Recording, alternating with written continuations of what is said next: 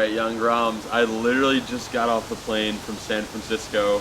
I hopped on a 7:25 flight and I flew home to JFK today, and I haven't even run yet or anything, but I caught my first real wave at Mavericks. It was the best wave of my life. This was a planned trip, and Mavericks was actually just a side quest.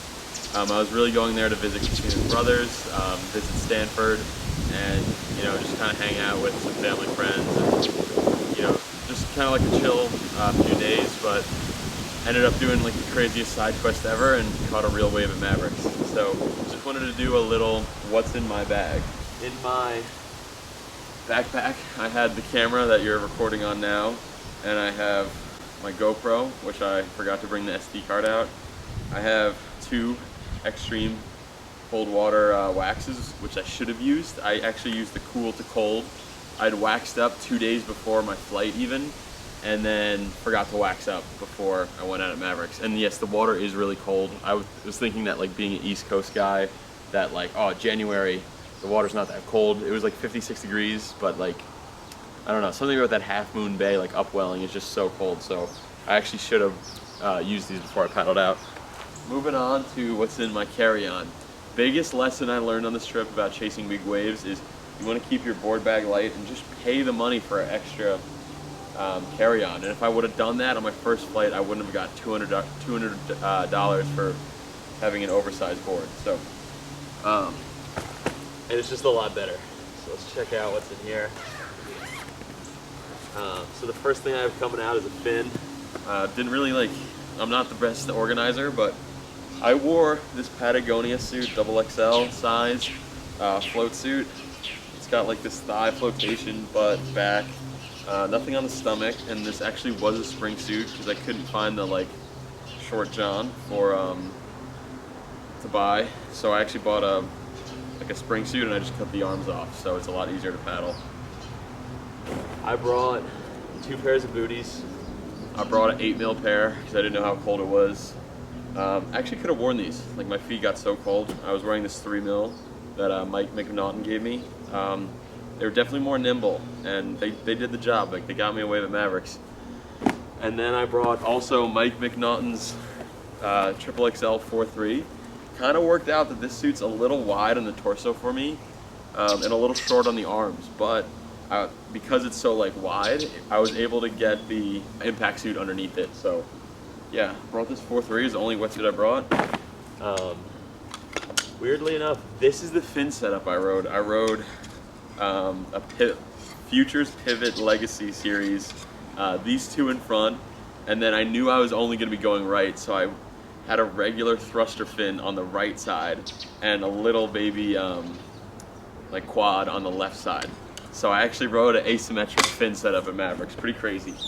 I brought this 10-foot big wave leash that I brought at On Sound. This thing isn't crazy. It's only 10 feet long. It's I don't even know, 7/16 thick. It's not the thickest leash in the world, but I used this at Piahi. I had a Jaws leash before break on me because the adapter just kind of got frayed, so I actually brought this. So the adapter on my old Piahi leash got frayed. It was the problem with right here, and I was a little sketched out because I just didn't know if this was also frayed, because it broke on me when I was surfing Ruggles during a wipeout. This part of the board broke, this part of the leash broke. So I was kind of questionable about the Piahi leash, but I ended up using this one. I just swim under a 10-foot well of whitewater a few times, and I mean, it held, it did the trick. So yeah, I'll be using this again. Pretty confident about it.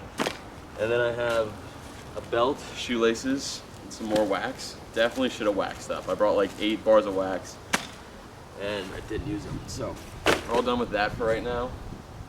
And let's get into the board bag.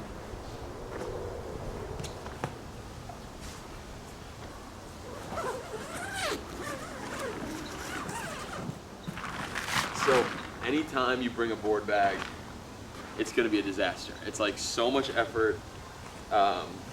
Flying with surfboards is the hardest thing ever. I brought roof racks. I bought this whole pair of Stevie, which I should have used earlier in the trip. I just used them to get from where I was staying to the airport on the last day, and I definitely should have used should have used them early in the trip, but whatever. I brought my Black Beauty. Never used it. The tail protection, I never took off. And yeah, because it was like a one and done kind of deal.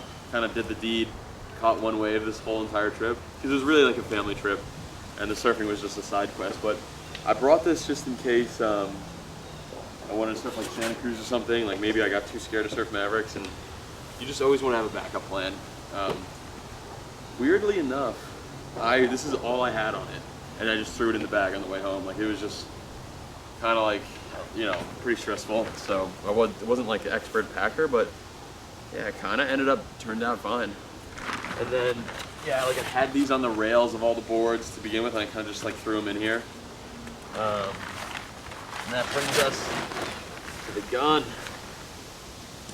There's all these in this 10'6" board bag. There's all these little like notches to like, tie it down. I guess I brought this back. Yeah, the way I wanted to pack this was on one rail. I kind of did like the foam protection all the way down. Did it on the tail too, and then I was actually gonna put on the way there. I put the impact suit around the tail, so it was like super safe.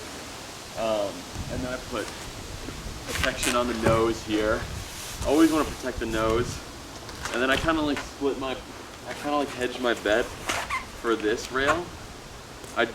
Took so much effort to put it like on the actual rail. So I just put it on the bottom, but closer to the side for whatever reason. That was my logic. And yeah, actually this is my first time seeing them since the flight, so they look like they made it home fine. Yeah, and so that pretty much ends this episode of what's in my board bag. And yeah, I'm super stoked. Caught my first wave at Mavericks. When I go back to Mavericks, I really want to do it right. I don't know if you can ever do it right.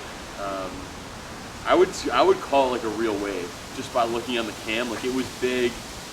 It was a set wave. It was mushy, but it was big, and it was a set. I didn't take off at the bowl. Definitely feel like that's a whole other level, like taking off at the bowl. Yeah, so I definitely want to go back. Like maybe in my life I'll take off on like a proper day like that was at the bowl, but for right now I'm just really enjoying like that I got to catch a wave at Mavericks and ride it like 300 yards in, but I don't even know what's next. We're stoked. We're definitely going to find some more waves because we're just going to keep doing side quests, and the main quest right now is to get the 7 continents. So we're stoked, and we'll see you on the next swell. All right, as you guys can see, the waves are almost flat, but it's not entirely a lake yet. So I'm gonna go out there and catch a few waves. Like I said, I wanna go to Mavericks for a swell. I wanna surf a real wave. I ran a marathon 2 days ago to train to be in shape. I don't have time to surf all the time. It's a rare occasion. I'm out here, I'm using today as a study day, trying to just like, you know, do as many, my goal is to do 1,000 Anki cards today. I'm up to around 500. But yeah, I'm gonna go out there, I'm gonna practice my pop-ups or at least my paddle-ins and just try and do the best I can.